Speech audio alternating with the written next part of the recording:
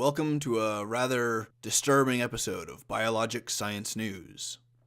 I recently posted a news episode about an outbreak of plague in Madagascar. I'll update you on this situation, but first let me cover some background information. This is an outbreak of pneumonic plague, which is caused by the same bacteria that causes bubonic plague.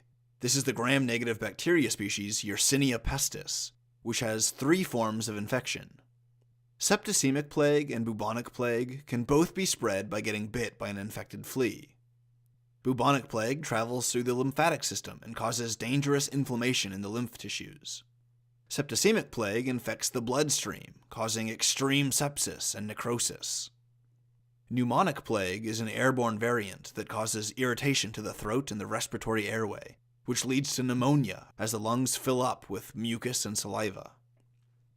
The recent plague outbreak in Madagascar is partly bubonic, but mostly pneumonic plague, and as fate would have it, it occurred during an international basketball tournament. The infection spread from the rural highlands of Madagascar to the urban lowland areas, to the capital city of Antananarivo, where the tournament was being held.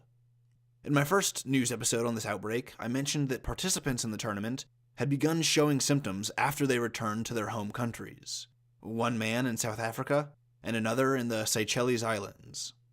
Because pneumonic plague is airborne and easily spread, it's almost guaranteed that these people spread the disease to the other people around them when they were traveling on a plane or by boat, and especially when they were home, far from Madagascar, and their symptoms really started to present themselves.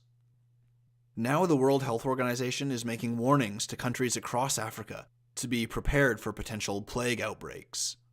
They list the countries closest to Madagascar as the most likely hotspots for pneumonic plague to spread, like the Seychelles Islands and South Africa, where the first known cases appeared outside of Madagascar. But they're also warning Tanzania, Ethiopia, Kenya, and Mozambique, and the island countries of Comoros, Mauritius, and La Réunion.